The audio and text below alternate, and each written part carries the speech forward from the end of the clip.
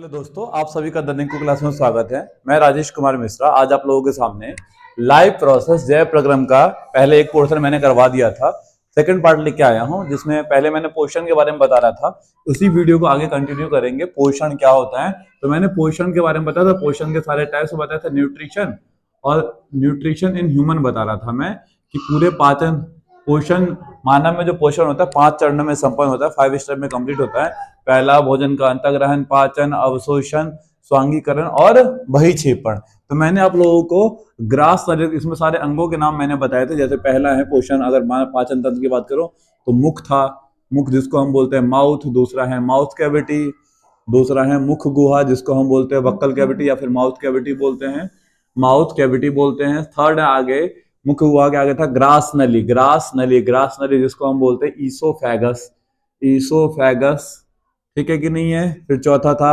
ग्रसनी, ग्रसनी जिसको हम बोलते हैं फेरिंग्स। मैंने लास्ट टाइम ग्रसनी के सारे भाग करवा दिए थे। ग्रसनी और ग्रास नली से होता हुआ खाना कहाँ पहुंच जाता है, अगला पोर्शन है अमाशय में पहुंचता है, अमाशय में पहुंचता है जिसको हम बोलते हैं स्टमक, स्टमक में पहुंचता है। अब स्टमक से मैं स्टार्ट करता हूं। यहाँ पे स्टमक जो होता है हमारा, अमाशय जो होता है, अमाशय एक थैलीनुमा संरचना है। कैसा अंग है बच्चों, तो ये एक थैलीनुमा संरचना है, थैलीनुमा संरचना है। किस आकार का बोल सकते हैं आप लोग, तो सी आकार का बोल सकते हैं, सी आकार का या फिर जे आकार का, जे आकार का अंग है ऐसे बोल सकते हैं आप लोग। अमाशय जो है जैसे ये है, ऊपर से ग्रास नली आ रही है और ग्रास नली जो आगे इस तरह से बेंड होएगी कुछ इस प्रकार से। तो अमाशय कैसा है बच्चों, तो एक थैलीनुमा संरचना है, ठीक है कि नहीं है। अब आगे की बात करें अमाशय के बारे में, तो अमाशय की जो दीवार होती है, यहाँ पे भोजन, यहाँ पर भोजन, यहाँ पर भोजन लगभग लगभग 3 से 4 घंटे, 3 से 4 घंटे तक रहता है, रुकता है यहाँ पे, रुकता है जहाँ पे खाना डाइजेस्ट होता है, ठीक है कि नहीं। हमने जो भी खाना खाया वो हमारे अमाशय में पहुंचता है और यहाँ पे जो भोजन होता है 3 से 4 घंटे तक रुकता है। अब नेक्स्ट पॉइंट क्या है बच्चों, अमाशय की जो दीवार होती है, जो भित्ति होती है ना, इस भित्ति पे, अमाशय भित्ति पे जठर ग्रंथियां होती है। कौन सी ग्रंथियां होती है, जठर ग्रंथि होती हैं, जठर ग्रंथि होती हैं, जिसको हम बोलते हैं गैस्ट्रिक ग्लैंड्स होती हैं, गैस्ट्रिक ग्लैंड्स होता है, गैस्ट्रिक ग्लैंड्स होता है। ये जो जठर ग्रंथियां हो बच्चों, ये जठर ग्रंथियां जो होता है जठर रूस का स्त्रावन करता है, जठर रस का, जठर रस का स्त्रावन करता है, जठर रस का स्त्रावन करता है। It secretes the gastric juice, gastric juice को सिक्रीट करता है, गैस्ट्रिक जूस को सिक्रीट करता है। ये जो जठर रस है इसमें क्या क्या पाया जाता है, तो जठर रस में मेनली 3 चीज पाए जाते हैं जो आपको पता होना चाहिए। कौन कौन सा, तो क्या अमाशय का क्या काम है, अमाशय में, अमाशय की जो भित्ति होती है उसमें जठर ग्रंथियां पाई जाती है, गैस्ट्रिक ग्लैंड्स पाई जाती है जो जठर रस का स्त्रावन करता है। जठर रस को इंग्लिश में बोलते हैं गैस्ट्रिक जूस बोलते हैं, ठीक है कि नहीं है। अच्छा, ये जो जठर रस होता है ये क्या करता है, तो ये क्या करता है बच्चे, तो इसमें सबसे पहले एक HCl होता है और वाटर होता है। HCl हो गया, वाटर हो गया जल, और एक एंजाइम होता है जिसको हम बोलते हैं पेप्सिन करके, पेप्सिन नाम का एंजाइम होता है। तीनों का अपना अपना काम है। HCl क्या करता है, HCl का काम होता है ये भोजन को अम्लीय माध्यम प्रदान करता है, भोजन को अम्लीय माध्यम प्रदान करता है। It provide acidic medium to the food, अम्लीय माध्यम प्रदान करता है। पहला काम इसका है, ये भोजन को क्या करता है, अम्लीय माध्यम प्रदान करता है। दूसरा, ये जीवाणुओं को या कोई ऐसा चीज जो कि हमारे स्टमक में प्रवेश कर गया जो कि बीमारी करता है, तो जीवाणु को नष्ट करने का काम करता है, ठीक है कि नहीं है। ये सारा काम है इसका। इसके अलावा वाटर क्या करता है, तो वाटर सॉल्वेंट का काम करता है। और पेप्सिन ये प्रोटीन के पाचन में सहायक है, प्रोटीन के पाचन में सहायक है। It help in digestion of protein, it help in digestion of protein means ये प्रोटीन को पेप्टोन में तोड़ता है। तो इससे पहले वाले क्लास में मैंने बताया था आप लोगों को पोषण क्या होता है, पोषण के सारे प्रकार बताए थे। फिर मानव में पोषण, अमीबा में पोषण बताया था, फिर चालू किया था मानव में पोषण। तो मानव में पोषण मैंने मुख के बारे में बता दिया, मुख गुहा में, जिसमें मैंने दांत के बारे में और सलाइवरी ग्लैंड्स के बारे में बताया था, ठीक है कि नहीं है। फिर ग्रास नली, ग्रसनी के बारे में, ग्रसनी के 3 भाग बता दिए थे, मुख ग्रसनी, नासा ग्रसनी और कंठ ग्रसनी। फिर अगला पोर्शन है स्टमक। अमाशय जो होता है, अमाशय एक थैलीनुमा संरचना है, बैग लाइक स्ट्रक्चर है, सी आकार का अंग होता है, सी शेप्ड ऑर्गन्स होता है। यहाँ पे खाना 3 से 4 घंटे जो भी हम खाना खाते हैं वो खाना यहाँ पे 3 से 4 घंटे तक रहता है। अगर मैं बात करूं कि एक ह्यूमन का स्ट्रक्चर बनाओ तो इस तरह से जाता है। ये हो गया ग्रसनी और ये ग्रास नली। तो ग्रास नली आगे जाके कहाँ खुलता है, तो स्टमक में खुलता है इस तरह से, और स्टमक आगे आगे वाला पोर्शन है। तो यहाँ पे अच्छा, इसमें ग्रास नली में एक मूवमेंट होता है, इसको बोलते हैं, इसमें एक मूवमेंट ये लगातार ऐसे की ओर खिसकता रहता है, इसे बोलते हैं पेरिस्टेल्सिस मूवमेंट। पेरिस्टेल्सिस टेल्सिस मूवमेंट बोलते हैं, मूवमेंट बोलते हैं, क्रमानुकुंचन बोलते हैं, क्रमानुकुंचन, क्रमानुकुंचन गति होती है। इस क्रमानुकुंचन गति की वजह से खाना जो है इस तरह से आगे की ओर खिसकता हुआ कहाँ पहुंच जाता है, अमाशय में पहुंचता है, स्टमक में पहुंचता है। यहाँ खाना 3 से 4 घंटे तक रहता है, भोजन यहाँ पे 3 to 4 आवर्स रहता है, 3 से 4 घंटे रहता है, और 3 से 4 घंटे यहाँ पे खाना पचता है। किसकी मदद से, तो HCl यहाँ पे दहन होता है, यहाँ पे दहन भी होता है जिसको हम बोलते हैं कंबूशन होता है, और साथ में यहाँ पे पाचन होता है, पाचन जिसको हम बोलते हैं डाइजेशन। पाचन कैसे होता है, तो यहाँ पे जो मैंने एक एंजाइम बताया पेप्सिन, पेप्सिन क्या करता है, प्रोटीन को पाचन करने में सहायक होता है। फिर अमाशय के आगे इसके अलावा मैं ग्रंथि भी साथ में लेकर चल रहा था, तो अमाशय के साथ में एक ग्रंथि होती है जिसको हम यकृत बोलते हैं, लिवर बोलते हैं, ठीक है कि नहीं है। फिर लिवर के अमाशय के बगल में एक होता है अग्नाशय, अग्नाशय जिसको हम पेनक्रियाज बोलते हैं, पेनक्रियाज बोलते हैं, पेनक्रियाज हो गया। फिर आगे जाएंगे तो फिर होता है हमारा ग्रहणी, ग्रहणी जिसको हम डियोडिनम बोलते हैं, हालांकि ये डियोडिनम डियो ग्रहणी है, डियोडिनम, ठीक है कि नहीं है।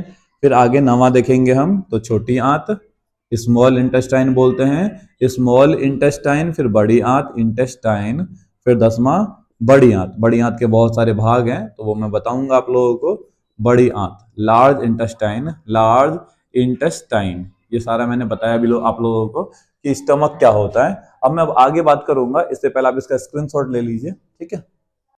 शुरू करते हैं। नेक्स्ट टॉपिक हमारा है यकृत। यकृत, यकृत को हम बोलते हैं लीवर, यकृत को हम बोलते हैं लीवर। अगर मैं स्ट्रक्चर बनाऊं लीवर का, तो यहाँ से अगर दोबारा मैं पाचन तंत्र को बनाऊं तो ये हो गया मुख, और ऊपर से नेजल कैविटी हो गई, ग्रसनी हो गया, और साथ में ये ग्रास नली आता है। आगे जाके स्टमक में कन्वर्ट हो गया, स्टमक, स्टमक में जाके खुलता है। स्टमक एक सी शेप्ड के ऑर्गन में खुलता है जिसको हम डियोडिनम बोलते हैं।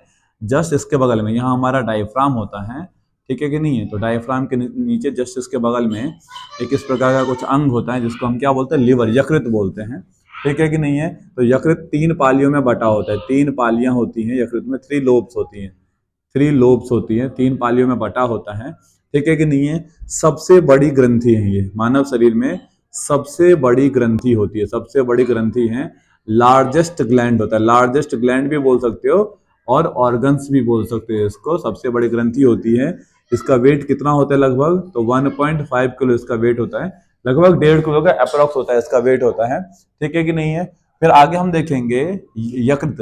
तो लीवर में एक और बैग लाइक स्ट्रक्चर पाया जाता है, यकृत में एक और संरचना पाया जाता है जिसको हम बोलते हैं पित्ताशय, पित्ताशय बोलते हैं, जिसको हम बोलते हैं गाल ब्लैडर, गाल ब्लैडर बोलते हैं। यकृत में एक बैग लाइक स्ट्रक्चर पाया जाता है जिसको हम गाल ब्लैडर बोलते हैं। इसमें क्या होता है बच्चों, ये पित्तरस, पित्तरस को स्टोर करता है, पित्तरस को संग्रहित करता है, संग्रहित करता है। It store the bile juice, it store the bile juice, जो बाइल निकलता है, पित्त निकलता है, उसको बाइल जूस, ठीक है कि नहीं है। फिर यहाँ से एक नली निकलती है जो कहाँ, छोटी हमारे ग्रहणी में जाकर खुलती है, और इसके बगल में एक और लीव्स लाइक स्ट्रक्चर होता है जिसको हम बोलते हैं अग्नाशय। यहाँ से भी नली निकलती है जो कि ग्रहणी में खुलती है। तो पित्ताशय। अब आते हैं यकृत ऐसा का क्या काम करता है, तो कार्य क्या है इसका, फंक्शन, बड़ा इंपॉर्टेंट टॉपिक है, कई बार पूछा जाता है कि फंक्शन क्या क्या है लीवर का।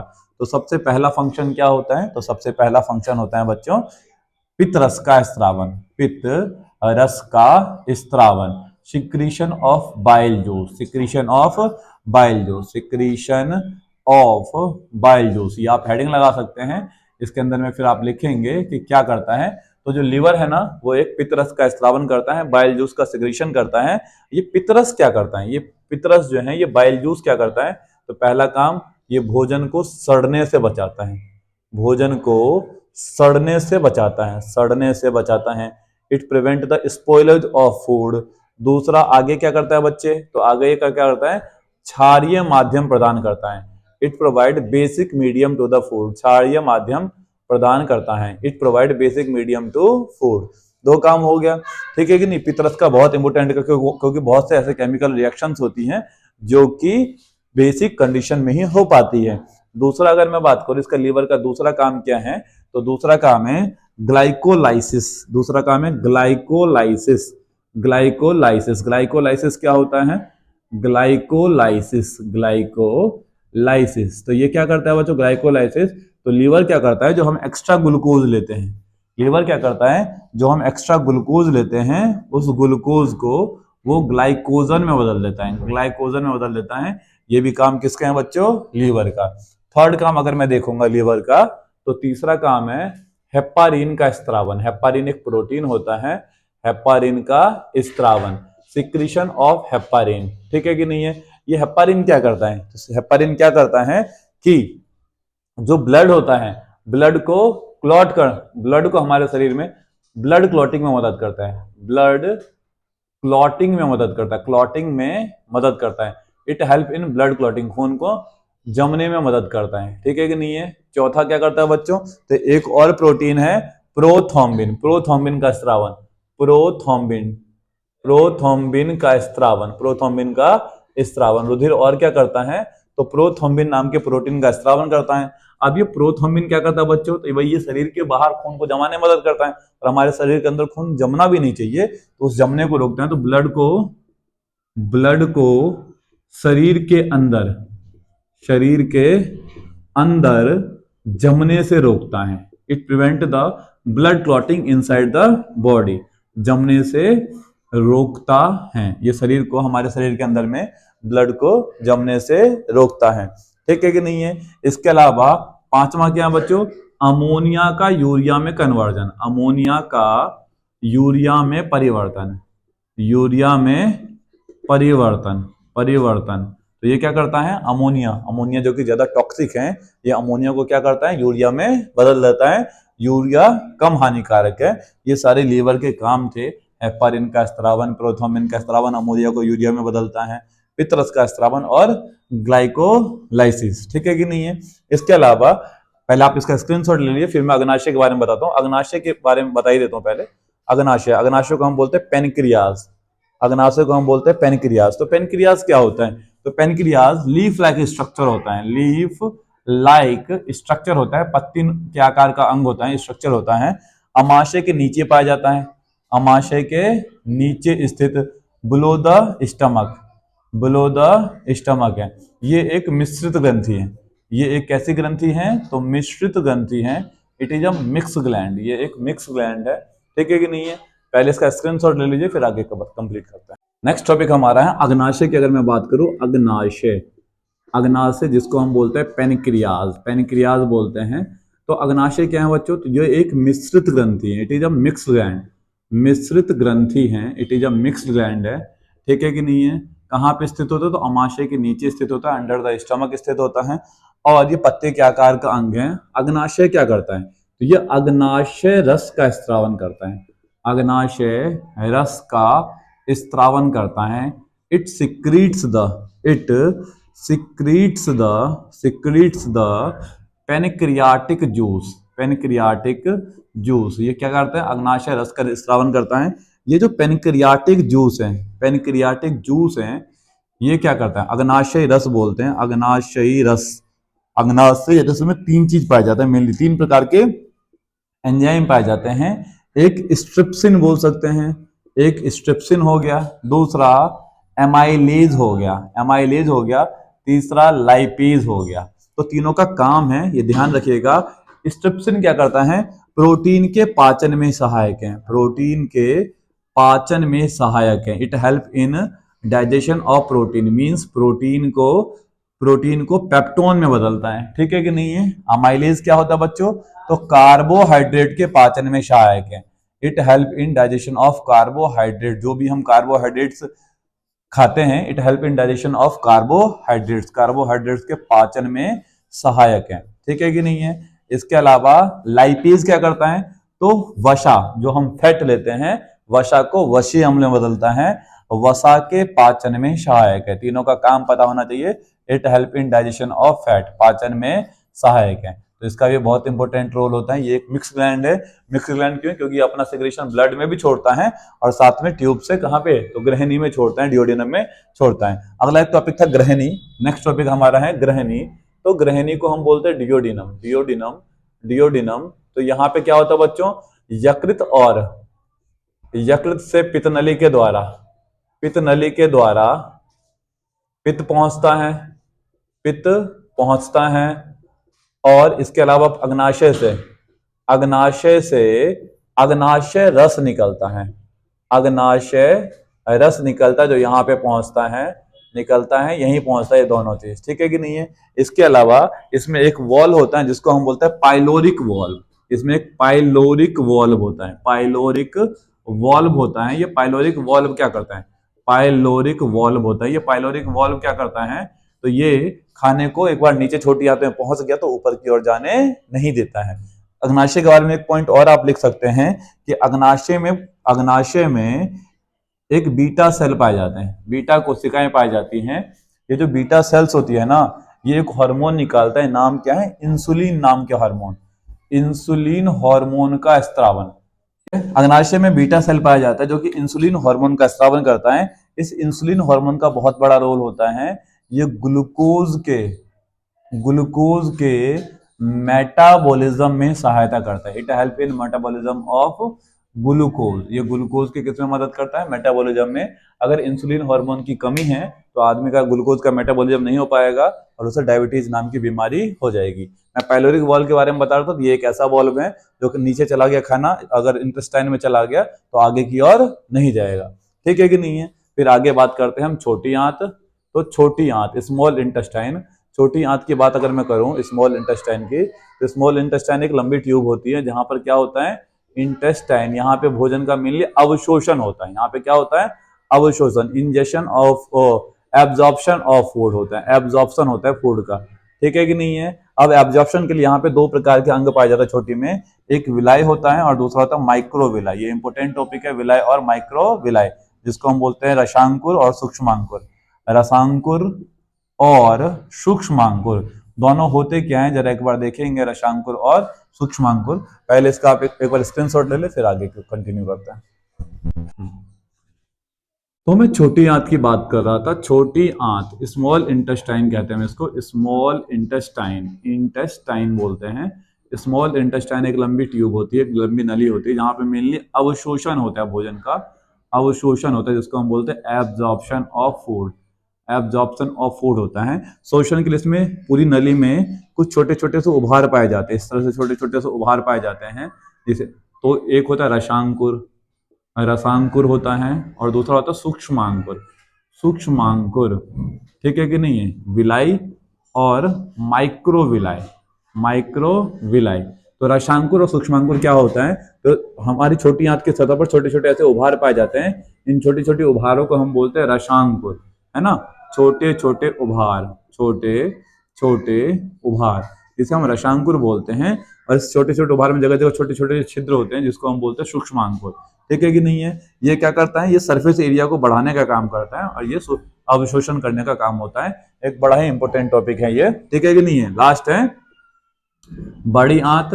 बड़ी आंत को हम लार्ज इंटेस्टाइन बोलते हैं। लार्ज इंटेस्टाइन में, लार्ज इंटेस्टाइन में आपका मेनली जो भोजन में थोड़ा बहुत वाटर रिमेनिंग रह गया है, तो मेनली जल का अवशोषण होता है, जल का अवशोषण होता है। और इसके अलावा छोटी आंत का लास्ट वाला भाग मलाशय होता है, जिसको हम रेक्टम बोलते हैं। जितना भी अपचित भोजन होता है यहाँ पे स्टोर होता है। यहाँ पे क्या होता है? अपचित भोजन, अपचित भोजन स्टोर होता है, स्टोर होता है। और इसके आखिरी भाग को हम गुदा बोलते हैं, गुदा, जिसको हम एनस बोलते हैं। एनस के द्वारा समय समय से एक्सक्रीशन कर दिया जाता है भोजन का, खाने को अमिट बाहर की ओर निकाल दिया जाता है। होपफुली वीडियो समझ में आएगा पूरा पूरा। इसी प्रकार के वीडियो को देखने के लिए हमारे चैनल को लाइक करें, सब्सक्राइब करें, शेयर करें। धन्यवाद।